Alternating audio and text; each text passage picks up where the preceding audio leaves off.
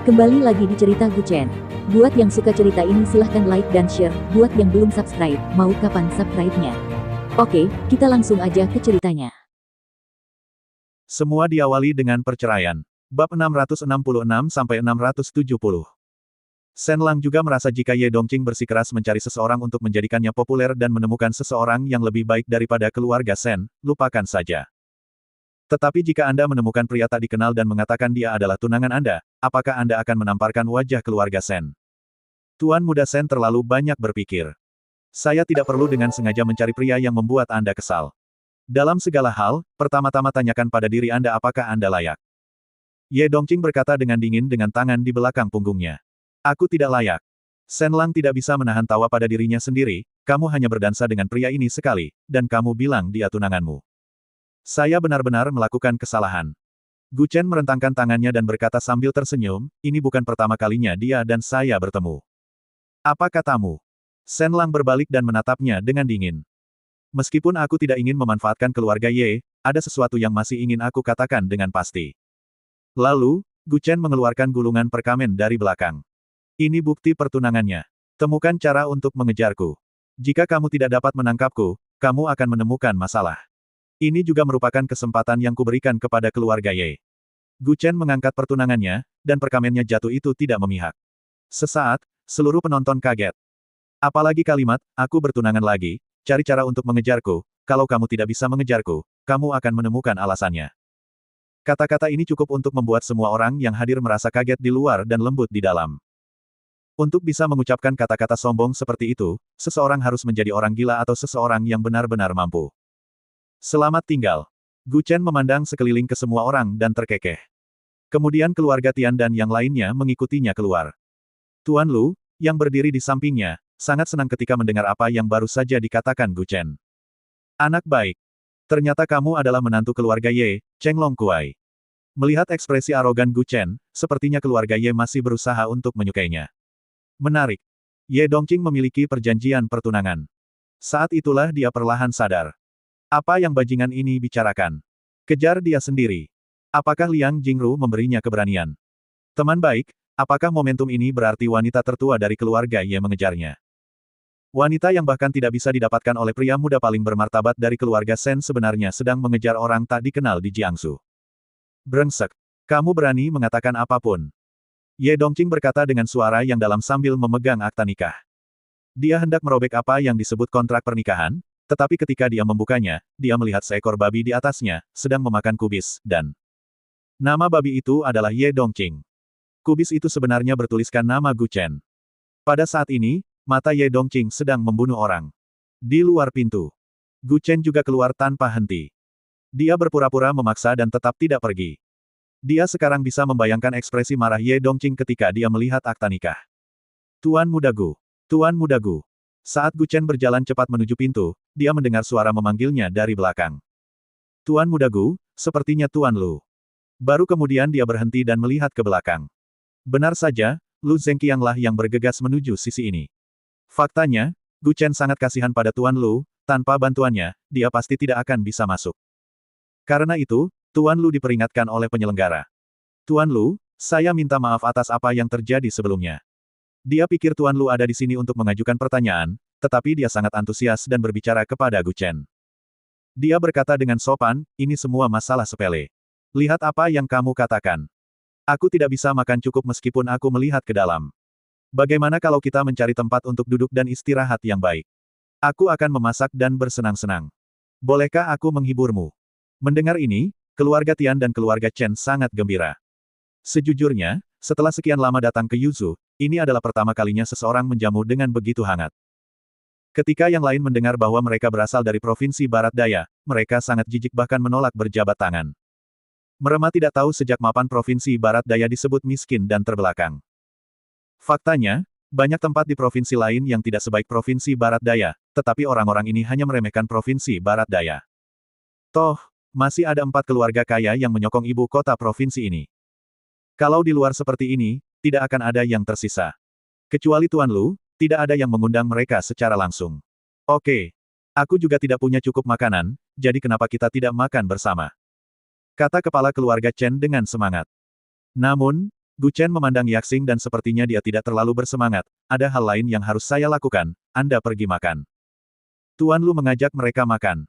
Bahkan orang bodoh pun tahu bahwa Tuan Lu mencium bau investasi. Ini adalah menantu dari keluarga Ye yang menunggangi naga, jadi dia mungkin bisa menjaganya jika dia menyukainya di masa depan. Jiangsu tidak jauh dari Yuzu, dan dia juga menyelidiki serangkaian latar belakang Gu Chen.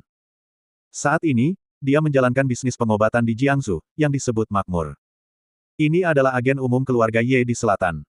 Jika dia mengatakan bahwa dia tidak memiliki hubungan dengan Ye Dongqing, tidak ada yang akan mempercayainya. Sehingga tidak ada yang menyangka kalau kontrak pertunangan yang baru saja dibuatnya itu palsu. Pertunangan Gu Chen yang sebenarnya dilakukan di Jiangsu, jadi dia tidak bisa membawanya kemana-mana. Tapi ketika dia membuang kontrak pertunangan, yang dibuat secara membabi buta, semua orang tidak mempercayainya. Semua orang tahu bahwa agen umum selatan ada di Jiangsu sekarang, dan Gu Chen kebetulan berasal dari Jiangsu. Tidak ada yang salah dengan keduanya, tidak ada yang akan percaya. Saya mempunyai dua anak perempuan yang sangat baik di sini. Tuan Gu, mengapa Anda tidak membantu saya dan mencobanya? Tuan Lu berkata sambil menyeringai. Segera setelah itu, lelaki tua dan kepala keluarga Wang dengan cepat mulai menggodanya dengan ribuan kata-kata. Tidak tahan lagi, Gu Chen tidak punya pilihan selain berkompromi. Oke, tapi saya masih punya dua teman, ayo kita panggil mereka bersama. Tuan Lu sangat ceria, mudah untuk dilakukan, selama Tuan Gu memberi hadiah kepada kami, tidak peduli berapa banyak orang yang datang. Hahaha. Saat ini, mereka sedang berada di toko mie asam panas di Yuzu. Bai Ying juga tidak terbiasa dengan hotpot. Di Yuzu, hampir setiap hidangan mengandung banyak cabai. Gadis kecil ini makan terlalu banyak, dan kulitnya tidak tahan. Awalnya, Situ Dengfeng ingin mengajaknya makan sesuatu yang lain, tetapi sepertinya Gu Chen tidak ada dan dia tidak nafsu makan apapun. Mungkin karena masakan yang Gu Chen masak di rumah telah menggugah seleranya, jadi apapun yang dia makan di luar tidak terasa enak seperti masakan Gu Chen. Nona Bai, apakah kamu tidak punya nafsu makan? Situ Dengfeng bertanya dengan ekspresi bingung di wajahnya. Dia mengambil bihun di mangkuk dan menghela nafas, rasanya tidak enak. Tidak selezat masakan orang itu. Menurutku itu bukan karena makanannya tidak enak. Apa kamu rindu Tuan Muda Gu? Situ Dengfeng mencibir ke samping. Tidak. Dia memutar matanya ke arah pamannya, bajingan itu, aku tidak tahu di mana harus makan makanan enak sekarang, dan dia benar-benar meninggalkan kita di sini. Ini keterlaluan. Keterlaluan. Dia berbicara, sambil mencampur mie panas dan asam ke dalam mangkuk. Saat ini, ponsel Situ Dengfeng berdering. Dia mengeluarkannya dan melihat bahwa Gu Chen yang menelepon. Set. Tuan Gu sedang menelepon. Ketika dia mendengar panggilan Gu Chen, Bai Ying menundukkan kepalanya dan makan dua bihun. Dia tidak tahu apakah dia benar-benar tidak nafsu makan atau hanya sedang marah dan disengaja. Baiklah, Tuan Gu. Saya akan segera ke sana. Kata Situ Dengfeng lembut sambil memegang ponselnya. Setelah menutup telepon, Bai Ying mulai mengotak-atik mangkuk dengan sumpit dan berkata dengan acuh tak acuh, apakah dia bilang dia tidak akan datang kepada kita malam ini? Ayo kita kembali ke hotel untuk istirahat saja. Saya tahu pria itu pasti mencari wanita lain, itu keterlaluan. Tidak, Tuan Gu meminta kita pergi ke China Resources Hotel dan mengatakan seseorang mengundang kita makan malam. Makan. Bai Ying segera mengangkat kepalanya, matanya berbinar ketika dia mendengar tentang makan. Ayo pergi. Kenapa kamu tidak pergi jika kamu punya sesuatu untuk dimakan? Dia pergi tanpa makan semangkuk mie panas dan asam. Bai Ying segera bangun dan membawa mobil bersama Situ Dengfeng ke China Resources Hotel. China Resources Hotel ini terletak di atas gedung Raffles City. Hotel ini dianggap sebagai hotel paling mewah di Yuzu dan menyandang gelar Sky Garden Hotel. Menginap di sini satu malam biayanya rata-rata 2 hingga 3 ribu sehari. Bagi orang awam pasti enggan mengeluarkan uang, tapi bagi orang kaya, itu berarti mereka membeli 2 bungkus rokok. Oleh karena itu, keberadaan dan positioning hotel ini bukan untuk masyarakat kelas bawah. Saat mereka sampai di hotel, sudah ada orang yang menunggu di luar pintu. Maaf, apakah Anda Nona Bai dan Tuan Situ? Seorang pria berjas dan berdasi bertanya dengan hormat ketika dia melihat 2 orang itu masuk. Menurut masa lalu, jika Anda memasuki hotel tanpa mengenakan pakaian formal, petugas keamanan tidak akan mengizinkan Anda masuk, tetapi hari ini manajer di sini secara pribadi datang ke pintu untuk menerima Anda. Hanya karena disebutkan bahwa 2 tamu berpakaian normal akan datang nanti, mereka harus disambut dengan standar keramah tamahan tertinggi. Jadi semua staf dari manajer ke bawah sudah berdiri dalam 2 baris di pintu masuk hotel. Aduh, apa? Situasi yang luar biasa. Situ Dengfeng berkata dengan ekspresi heran.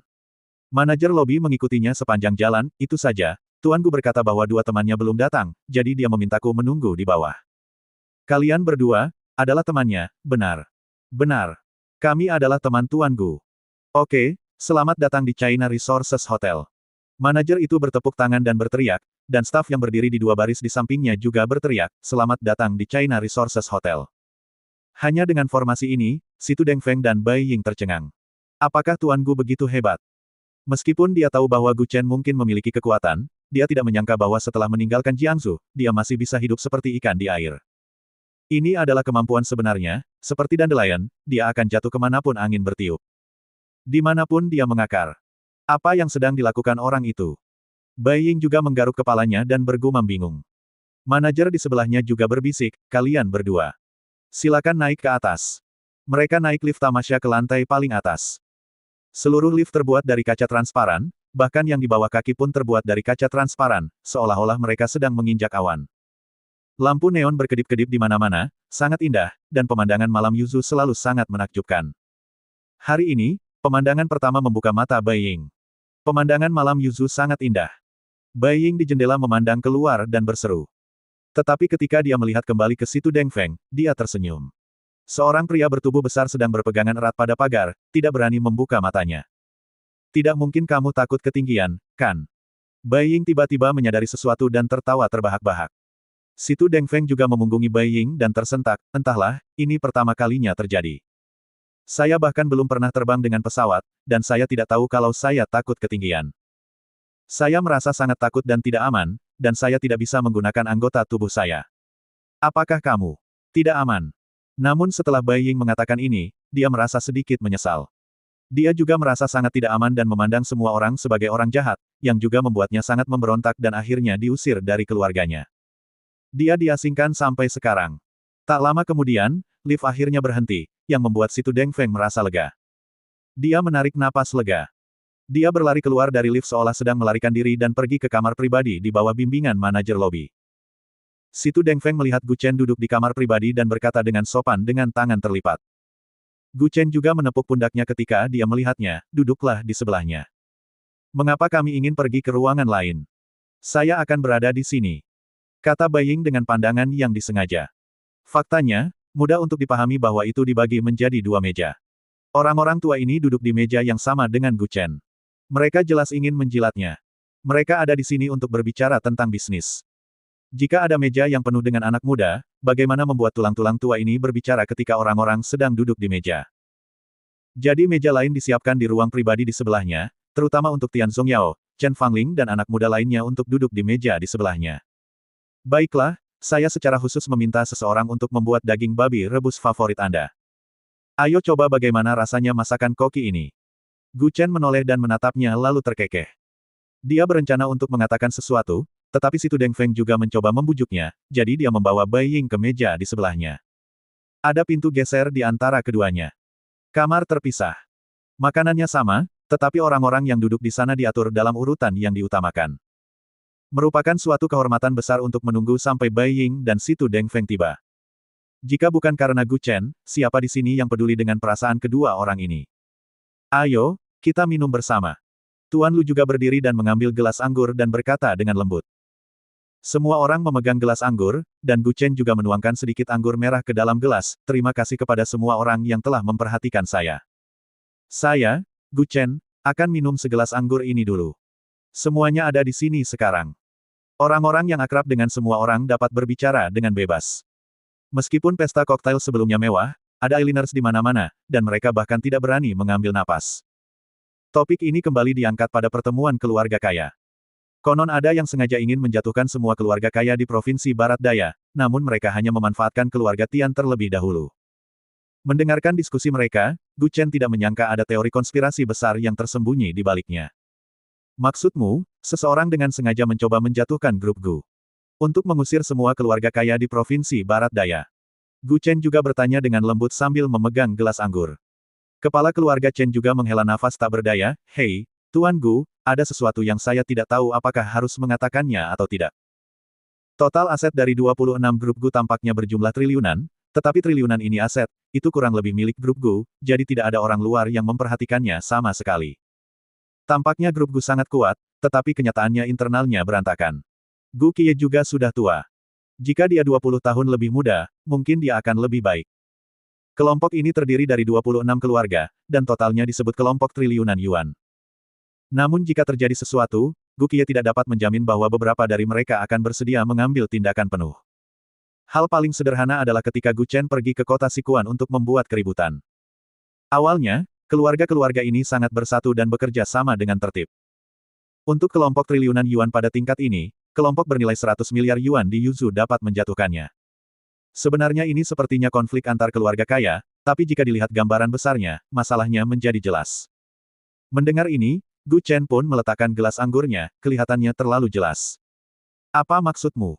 Tuan Tian sedikit mengangguk, tentu saja itu jelas. Mereka mulai berkelahi. Maksudmu? Gu Chen sedikit mengernyit dan berkata dengan suara yang dalam, keluarga bangsawan lainnya telah bergabung untuk menangani keluarga Gu.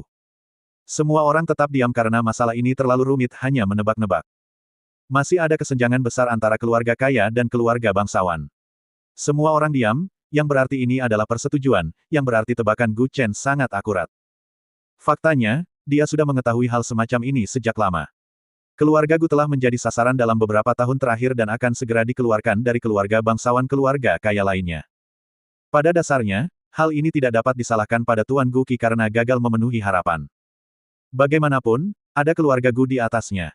Selama keluarga Gu berusaha mendapatkan popularitas dalam keluarga bangsawan, keluarga kecil yang mengikutinya tidak akan dikucilkan dimanapun. Saya mengerti maksud Anda. Alasan mengapa keluarga kaya lainnya mengincar beberapa keluarga di Provinsi Barat Daya adalah karena pertikaian antara keluarga kelas atas, kan? Kata Gu Chen sambil tersenyum tipis sambil memegang tangannya. Itu bisa dimengerti. Tuan Tian mengangguk sedikit dan berkata, jadi Tuan Gu, Anda harus bekerja keras besok. Bukankah Tuan Gu datang ke Yuzhou untuk mencari api Ganoderma Lucidum? Kepala keluarga Chen bertanya dengan tergesa-gesa. Mendengar api Ganoderma, Gu Chen mengangguk sedikit, saya di sini untuk api Ganoderma. Bagus. Mereka semua menarik napas. Tuan Tian juga merasa jauh lebih nyaman, dalam hal ini, kami pasti akan membantu Tuan Muda Gu merebut Ganoderma api ini. Kami tidak boleh membiarkan Tuan Muda Sen merebutnya. Jika dia merebutnya, keluarga Ye dan keluarga-keluarga Sen akan menikah. Kalau begitu Tuan Gu, posisi Anda sebagai agen umum di selatan tidak dijamin. Apa yang terjadi dengan keluarga Sen? Gu Chen menjadi semakin bingung saat dia mendengarkan, dan pikirannya tertuju seperti benang kusut. Keluarga Ye sangat membutuhkan Ganoderma api ini dan telah mengirim orang untuk mencarinya. Setelah sekian lama, mereka mendengar bahwa ada satu di Yuzhou. Tetapi keluarga Sen juga mengetahui berita tersebut. Jika Tuan Sen mendapatkan benda itu, dia pasti akan pergi ke keluarga Ye untuk melamarnya. Apakah menurut Anda keluarga Ye akan menerimanya atau tidak? Setelah itu, semua orang menganalisis pro dan kontra untuknya, yang merupakan analisis menyeluruh.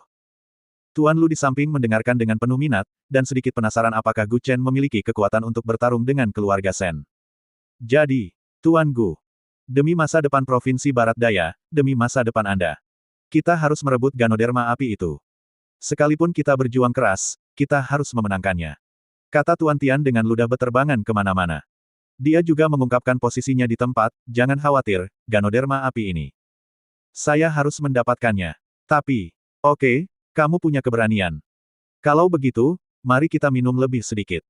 Dia berbicara, hari itu orang tua itu memegang gelas anggur dan mendorong gelas itu untuk membantu.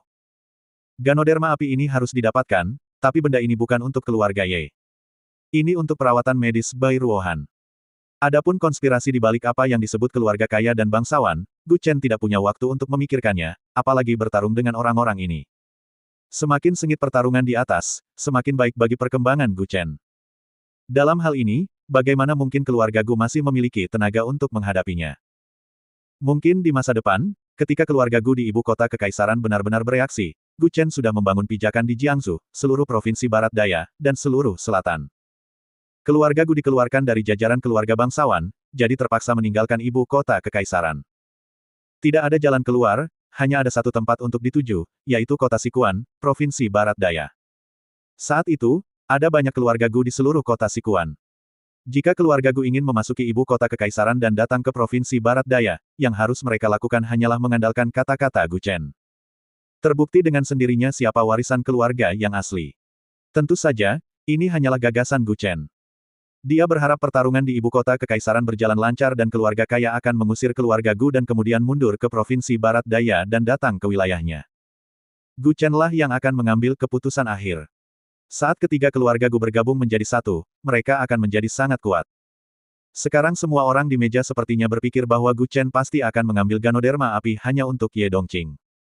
Melihat betapa dalamnya kesalahpahaman mereka, Gu Chen tidak repot-repot menjelaskan. Kamu minum dulu, aku akan ke toilet. Tuan Tian meletakkan cangkirnya dan berbisik. Setelah meninggalkan kamar pribadi, dia pergi ke kamar kecil dan menemukan tempat tersembunyi di mana tidak ada orang di sekitarnya untuk melakukan panggilan telepon. Hei, Tuan Qi. Ada sesuatu yang ingin kukatakan padamu. Dia memberitahu Tuan Gu Qi semua yang terjadi di Yuzu hari ini, terutama masalah pertunangannya dengan Ye Dongqing ditekankan. Anak laki-laki yang luar biasa. Beberapa waktu lalu, dia mengandalkan keluarga Murong. Belakangan ini, keluarga Murong sepertinya mengabaikan orang ini. Sekarang dia mencari keluarga Ye. Kata Gu Qie sambil tersenyum bercanda di ujung telepon yang lain. Jelas dia tidak menyukai perilaku Gu Chen yang menjilat orang lain. Oh, Tuan Qi, jangan khawatirkan urusan pribadinya untuk saat ini. Akan lebih baik jika dia bisa mendorong perkembangan provinsi Barat Daya kita. Dan, jika dia tidak bisa mendapatkan Ganoderma api kali ini, keluarga Shen akan melakukannya. Jika mereka mendapatkannya, mereka akan melamar pernikahan. Konsekuensinya akan menjadi bencana. Tuan Tian juga berkata dengan cemas. Setelah pernikahan antara kedua keluarga, keluarga Ye mengambil kembali agen umum selatan dan memberikannya kepada keluarga Shen. Keluarga Shen mengumpulkan banyak sumber daya, dan kemudian memberikan bantuan besar kepada keluarga bangsawan yang diandalkan oleh keluarga Shen. Apakah masih ada ruang bagi keluarga Gu untuk bertahan hidup saat itu? Sekarang keluarga Gu hampir tidak dapat bertahan hidup. Jika mendapat pukulan berat, keluarga yang telah bertahan selama lebih dari 500 tahun ini akhirnya bisa mundur dari panggung sejarah. Keluarga Gu telah berakhir, di mana? Akan ada grup Gu di masa depan, dan Provinsi Barat Daya hanya akan menjadi perambahan eksklusif keluarga bangsawan lainnya. Guru ketujuh. Kita harus mengutamakan situasi secara keseluruhan. Keluarga Gu ada di sini, di mana grup Gu? Di mana guru ketujuh Anda menekankan lagi? Begitu kata-kata ini keluar, ujung telepon yang lain terdiam. Tuan Tian juga tahu bahwa inilah yang sedang dia pertimbangkan. Bisakah dia mengalahkan keluarga Shen? Itu adalah keluarga kaya. Bahkan Provinsi Barat Daya bersama-sama mungkin bukan lawannya. Tuan ketujuh, ini sudah waktunya, dan dia tidak takut, jadi apa yang harus kita takuti? Tanpa dia, Provinsi Barat Daya cepat atau lambat akan menjadi wilayah keluarga kaya lainnya. Paling buruk, semuanya akan maju. Tuan Tian menarik napas dalam-dalam. Dia menarik napas dan perlahan berkata, pada titik ini, kita tidak boleh mundur. Karena keluarga bangsawan lain mulai menyerang keluarga Gu, meskipun kita tidak dapat membantu keluarga Gu, setidaknya kita harus melakukannya pertahankan Provinsi Barat Daya. Kita memiliki wilayah ini. Kita masih memiliki peluang di masa depan. Kata-katanya memperjelas bahwa semua harapannya ditempatkan pada Gu Chen, bukan pada Gu Qie. Meskipun hal ini membuat Gu Qie sangat marah, dia tidak mengatakan apapun. Memang benar bahwa Provinsi Barat Daya berkembang sangat lambat di tangannya dalam beberapa tahun terakhir. Ini bukan lagi tahun 1970-an dan 1980-an. Bagaimana bisa ada terobosan? Jika Anda ingin menerobos, Anda harus mengandalkan darah baru, yaitu Gu Chen. Apakah menurutmu dia bisa melakukannya? Gu Qie berkata perlahan. Tuan Tian juga menarik napas dalam-dalam, mari kita bertaruh. Keberhasilan atau kegagalan bergantung pada saat ini. Jika kita tidak dapat memenangkan keluarga Shen, maka kita siap menyerahkan wilayah itu kepada orang lain. Gu Qie ada di sini. Setelah beberapa kata di ujung telepon, panggilan ditutup. Hei! Tuan Tian meletakkan ponselnya dan melihat ke arah cahaya terang di luar dan menghela nafas, masa depan Provinsi Barat Daya ini suatu hari nanti akan bergantung pada seorang anak kecil.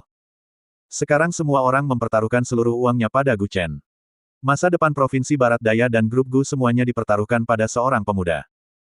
Bagi yang belum mengetahuinya mungkin akan menganggapnya sangat konyol, namun bagi yang mengetahuinya, saat ini cara terbaik untuk mengatasinya. Setidaknya, Gu Chen masih memiliki kekuatan dan keberanian tertentu. Yang terpenting adalah semua orang belum mengetahui siapa latar belakangnya. Awalnya mereka mengira itu adalah keluarga Murong dari kota Fengtian.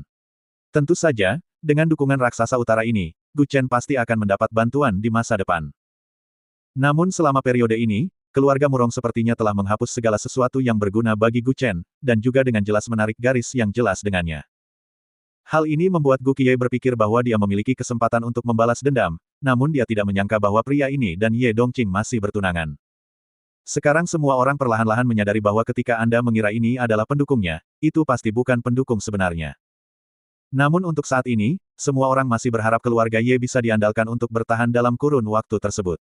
Di dalam kamar pribadi, sekelompok orang terus mendukung Gu Chen, dan Tuan Lu perlahan mulai menanyakan beberapa pertanyaan tentatif. Tuan Muda Gu, Anda mengikuti Nona Ye, apa yang terjadi dengan pertunangannya? Tuan Lu memandangnya dan berkata dengan lembut. Gu Chen meminum beberapa gelas anggur merah dan tersenyum ringan, kami melakukan ciuman bayi ketika kami masih muda. Hanya ciuman bayi. Kepala keluarga Chen berseru ketika mendengar ini. Jika ini hanya ciuman bayi, itu akan sulit.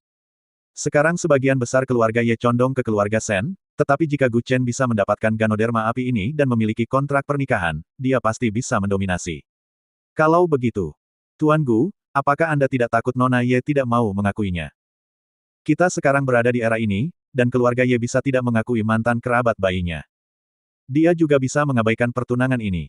Kepala keluarga Wang berdiri di samping. Dia juga bertanya dengan suara rendah.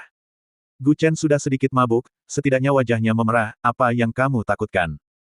Saya punya 5 akta nikah seperti itu. Jika keluarga Ye tidak tahu apa yang baik, aku akan menceraikannya.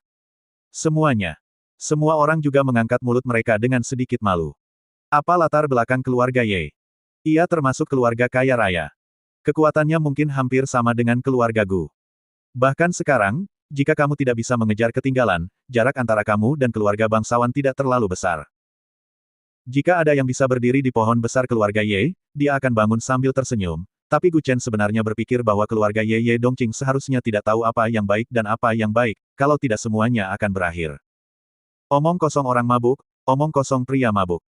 Kepala keluarga Chen dengan cepat mencoba menenangkan keadaan dan berkata sambil tersenyum pahit. Tidak banyak orang luar di meja itu, kecuali keluarga Lu. Sekarang dia berbicara dan tertawa dengan keluarga Lu. Mungkin kata-kata itu hanya sekarang direkam. Tidak masalah, siapa yang tidak bicara omong kosong setelah minum terlalu banyak. Tuan Lu juga tertawa keras. Saya tidak mabuk.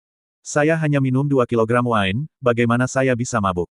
Gu Chen melambaikan tangannya dan terkekeh, biar ku beritahu, dia dan aku sebenarnya. Melihat dia berbicara omong kosong lagi, kepala keluarga Chen buru-buru melangkah maju dan menutup mulutnya, Tuan Muda Gu, ada beberapa kata-kata besar. Anda tidak bisa mengatakannya lagi.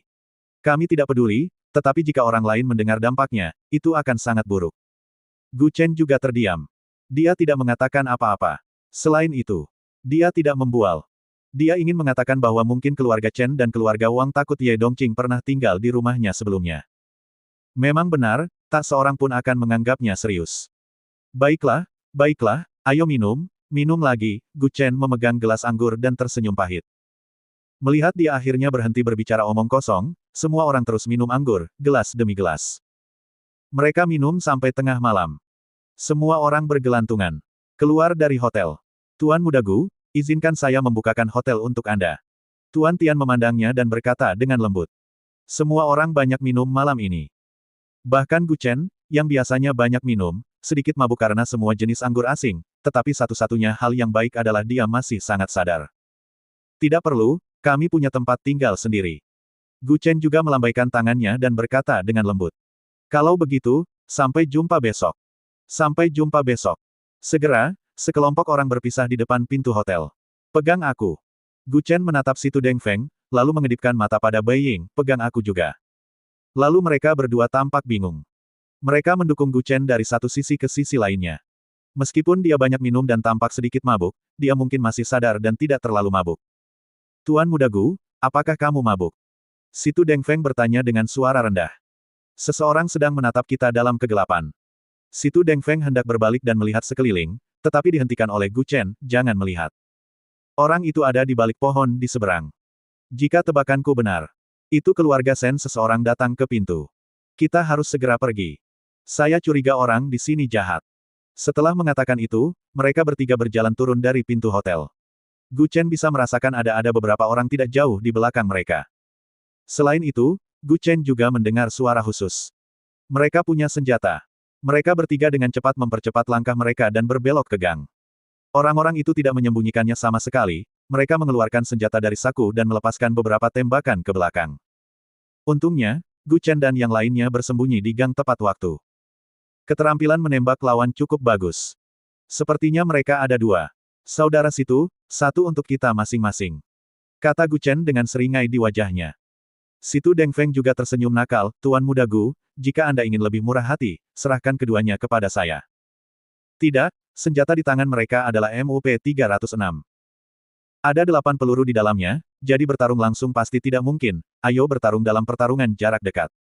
Tidak dapat dihindari bahwa dua orang akan menembak dengan dingin. Gu Chen bersandar di celah di sudut dan berbisik pelan. Aku. Bai Ying berkata dengan semangat. Kamu. Diam saja di sana dan jangan bersuara, bantu saja aku. Bai Ying memalingkan wajahnya dengan marah, mendengus, abaikan kamu. Saya harap kedua orang ini akan menjatuhkan Anda dan memohon serta berteriak agar bibi Anda menyelamatkan Anda. Diam. Ada yang datang. Benar saja, dua sosok hitam muncul tidak jauh di depan. Gang ini sebenarnya jalan buntu. Kamu hanya bisa masuk, tapi tidak bisa keluar. Uji kemampuanmu. Gu Chen berkata dengan suara rendah. Jika mereka dikirim oleh keluarga Sen, mereka mungkin bukan pembunuh biasa. Para pengawal yang dibawa oleh keluarga kaya semuanya harus berada pada tahap awal kekuatan batin dan harus mahir dalam berbagai hal. Tapi mereka membawa senjata api. Jadi Gu Chen khawatir kedua orang ini bukan hanya ahli seni bela diri, dan mungkin ahli senjata api. Situ Dengfeng mengangguk dan berguling-guling di tanah dan melompat ke gang lain 2 kali. Gu Chen kemudian mengeluarkan 2 jarum perak. Dan seperti yang diharapkan, 2 orang di sisi lain dengan mudah menghindarinya, ayo. Dia langsung berteriak dengan marah. Saat kedua pria itu bereaksi, tinju mereka sudah mengarah ke arah mereka. Dalam pertarungan jarak dekat, sangat sulit bagimu untuk menggunakan senjata. Bang! Satu tembakan meleset. Bang! Tembakan lagi. Meleset.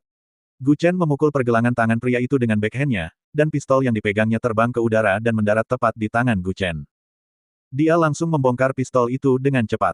Saya khawatir bahkan beberapa raja militer tidak dapat melakukannya dengan metode pembongkaran senjata ini.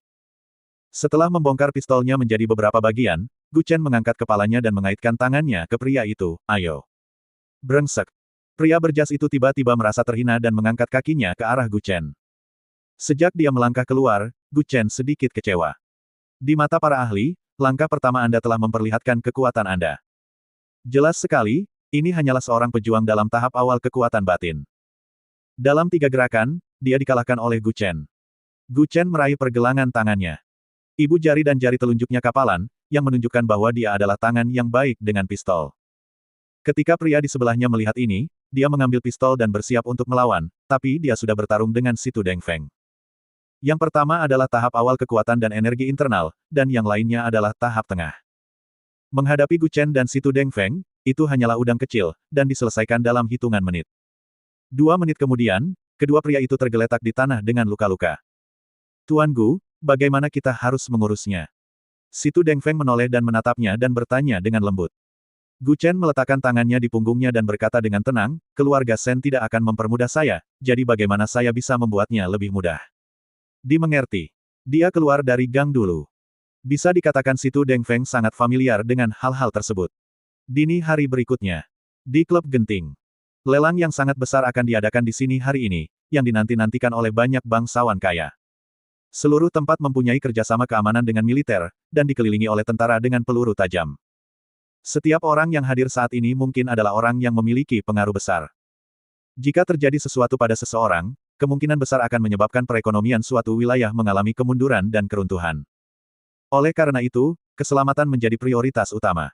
Setiap orang yang masuk harus digeledah dan melalui metal detektor. Sebuah Bentley melaju perlahan dari kejauhan. Selusin pengawal berdiri dalam 2 baris, dan seorang wanita cantik berwarna sampanye melangkah maju untuk membuka pintu. Adegan ini bisa dikatakan sangat besar. Sen Lang berjalan keluar perlahan dengan mengenakan kacamata hitam, dengan ekspresi dingin dan tegas di wajahnya, tidak berbicara dengan siapapun. Ketika dia tidak berbicara dan main-main, dia memang memiliki karakter aristokrat tertentu. Di antara mereka, seorang pengawal berkepala pendek berlari cepat dan membisikkan beberapa kata di telinga Sen Lang. Belum kembali. Sen Lang mengangkat kepalanya dan menatap pria itu dengan heran dan berkata, bukankah kita mengirim 2 master? Tidak ada dari mereka yang kembali. Aku kehilangan kontak. Apakah Anda akan membiarkan pihak yang berwajib maju mencarinya? Pria itu bertanya dengan suara pelan. Keduanya adalah pengawal yang relatif kuat di sekitarku, tidak akan terjadi apa-apa pada mereka, kan? Shen Lang juga sedikit mengernyit dan berkata dengan suara yang dalam. Saat dia hendak memasuki aula, dia mendengar suara ledakan. Sesuatu menimpa bagian belakang Bentley. Nak, kamu tidak punya penglihatan. Tahukah kamu mobil jenis apa ini? Ini Bentley, bisakah kamu membayar ketika mengendarai sepeda listrik jelek itu? Seorang pengawal berbaju hitam meraung. Ketika Shen Lang mendengar suara itu, dia perlahan berbalik dan melihat Gu Chen sedang mengendarai sepeda listrik dan menabrak bagian belakang Bentley-nya. Saat dia melihat anak ini, dia tahu bahwa kedua orang itu mungkin tidak akan pernah kembali. Nak, kamu melakukannya dengan sengaja.